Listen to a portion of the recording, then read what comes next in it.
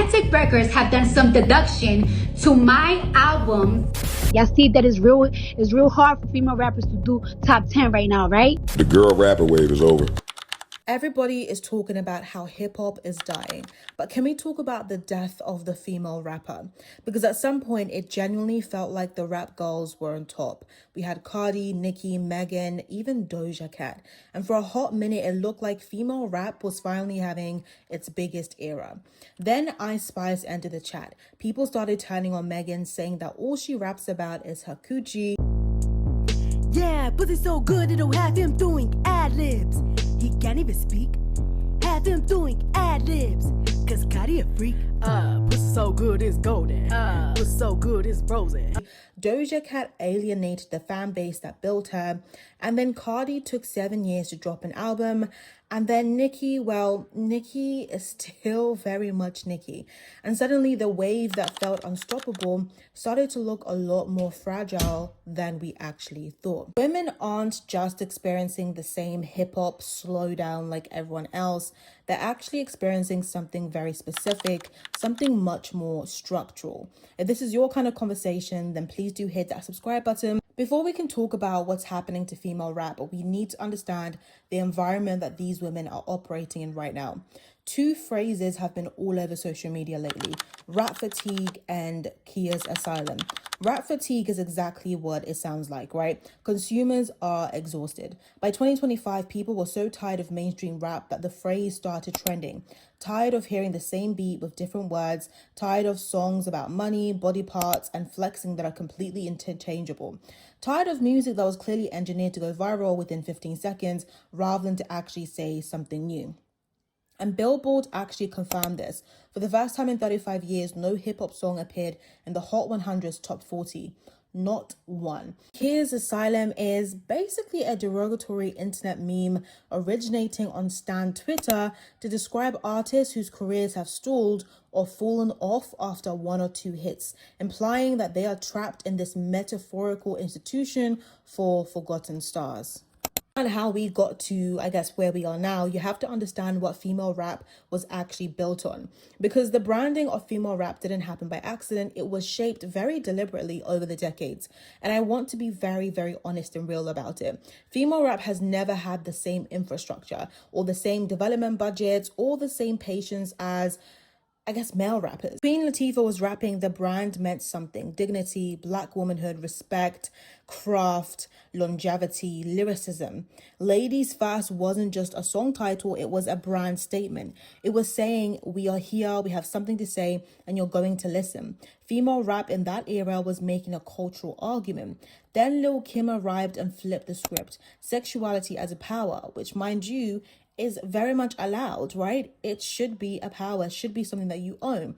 Body as brand strategy, explicit content on her own terms, not to service anyone else. It was provocative deliberately, but there was still a point behind it.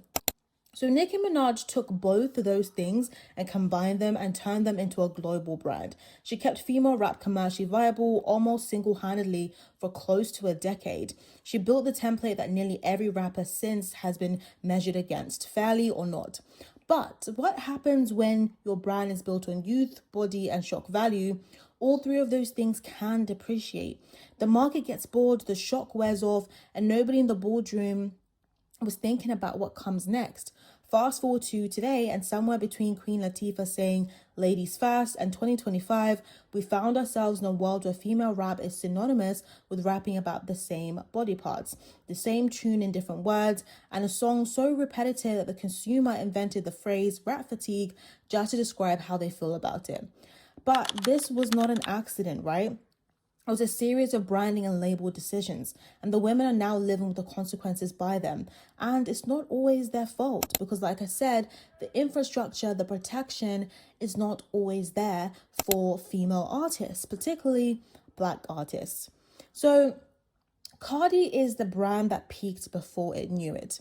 So Cardi B did something genuinely remarkable, right? She broke into a market that Nicki had monopolized for a decade and created space for every female rapper that followed. Labels had literally said this publicly. After Bodak Yellow, they started signing other female rappers again. And then obviously you've got City Girls, Megan, Doja, all of them either debuted or accelerated in the wave that Cardi created. That is a massive brand achievement, even if people don't consider her the best rapper out there. Really clever because yes, in some of her songs, which we know she doesn't write, there is that audaciousness in the lyricism, just like Queen Latifah. There's that sexuality like Lil Kim, but there's a likable personality and relatability, which is something that not all of the female rappers before her had. But the problem with that is building a brand on personality, being relatable, funny, chaotic, in an entertaining way. Well, if your artistry is not the core identity, that can be really tough because when things happen in your personal life, it can basically overshadow the actual music. Or people can get so tired of your drama and your personality that they're a bit like, do you know what? This music is not even great.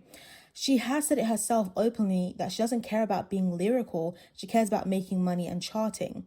I'm not judging that. In this economy, feel free. But in branding, when you publicly decouple your product from craft and attach it entirely to commercial performance, you create fragility. By that, I mean, the moment that the numbers dip, there's nothing left to hold the brand up.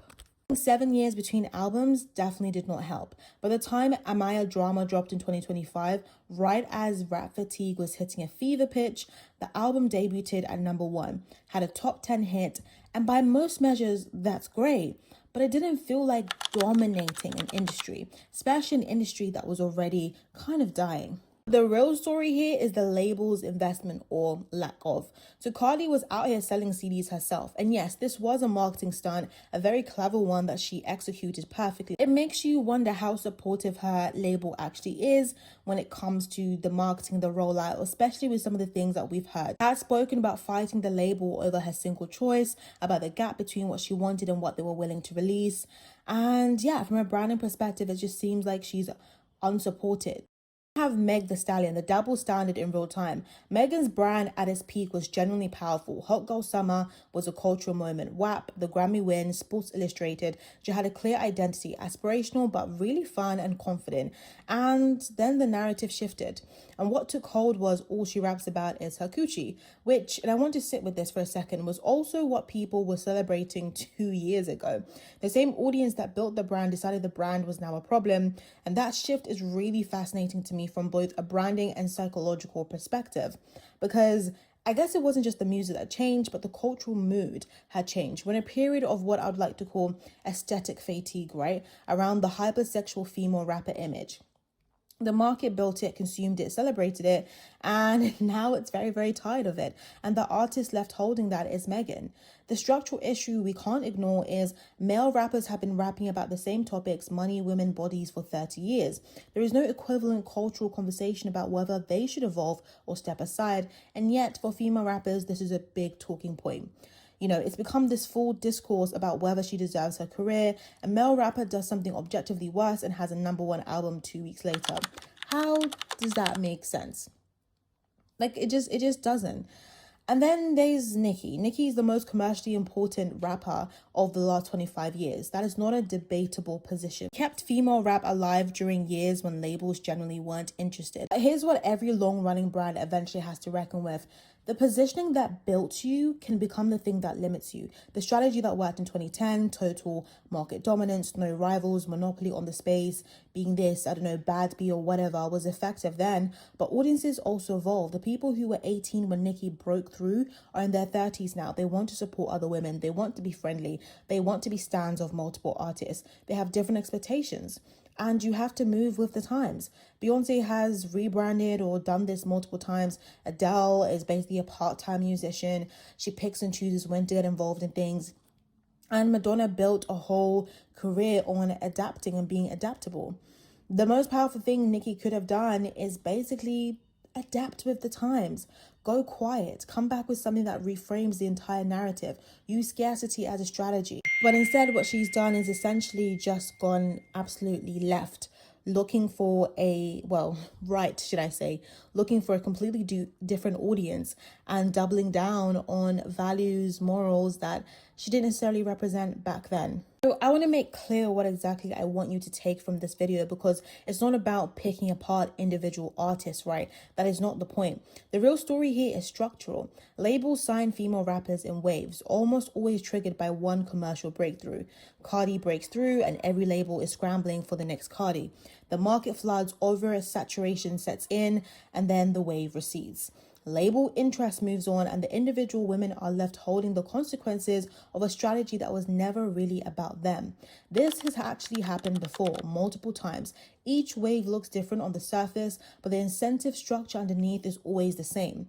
And then if you look at things economically, consumer disposable income is so much tighter, right? Attention is more fragmented. People are in TikTok getting so famous over 15-second videos. Like, streaming is now a thing. People aren't buying albums anymore. In this environment, the market consolidates around the very top. Your Beyoncé's, your Taylor Swift's, and everyone else actually gets squeezed. Middle-tier artists who in a more generous economy would have found sustainable commercial footing are now operating in a market that doesn't really have enough room for them. And finally, accountability culture. We are in an era where artists are held publicly responsible in ways previous generations weren't. And female artists, particularly Black female artists, are being held to a standard of perfection that their male counterparts are simply not. The system has always extracted value from women in rap, given them a moment, taken the commercial upside, and moved on when things get complicated. What's different now is the speed and the visibility. Who could actually carry female rap forward, particularly in this generation with everything going on? This is not about who has the best bars. It's not even about who's the most talented. It is who has the brand architecture to survive what's coming. And those are very different questions. Doechii is the most critically interesting name right now, right? The Grammy win was a genuine industry cosign, but, and this matters, critical acclaim and commercial longevity are two completely different things in the current market. The question for her brand is whether she can translate that critical moment into a sustainable mainstream audience, or whether she becomes the most liberated artist that nobody actually streams. That's the actual real risk, and it requires very deliberate investment in her transition from critical darling to commercial force. Then you have Glorilla. Glorilla has something money generally can't manufacture, and that is audience connection. And she's from a certain background and she represents herself a certain way, which connects with real people, right? She's kind of doubling down on her roots and where she's from. And authenticity people are craving, particularly when, honestly, not many people are authentic. But authenticity without strategic development becomes a ceiling, not a ladder. The question is whether she has a team thinking about the 5-year brand or just the next single. And that's the problem that seems to happen with some of these artists. The labels or the management will basically say, oh, this is trending, let's jump on that. Oh, just be this brand. Okay, if you're going to be that brand that's talking about sexuality and positioning yourself a certain way, that might work for 2-3 years. But are we actually prepared for if consumer appetite changes? What's going to happen in the 5th year? That seems to be the problem here. The honest answer is probably that the artist who leads female rap into its next era hasn't fully arrived yet. She's on TikTok right now, or stuck in a deal that isn't developing her, or being told her sound isn't marketable enough. And when she does emerge, the industry needs to actually be ready to build with her, not just ride the first wave and disappear when the numbers plateau. Because honestly, that pattern has to break.